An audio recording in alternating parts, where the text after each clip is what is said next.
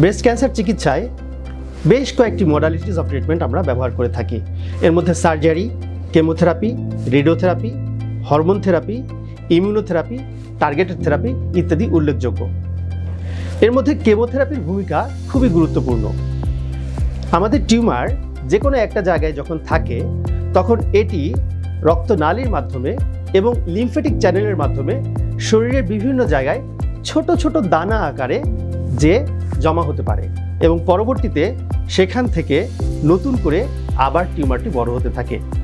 তো আমরা যখন কেমোথেরাপি দিই তখন এই কেমোথেরাপি সারা শরীরে যে ছোট ছোট ছোট ছোট টিউমারের যে এম্বোলাইগুলো অর্থাৎ দানা দানার যে টিউমারগুলো বিভিন্ন জায়গায় বসতি গেড়ে আছে তাদেরকে মেরে ফেলে।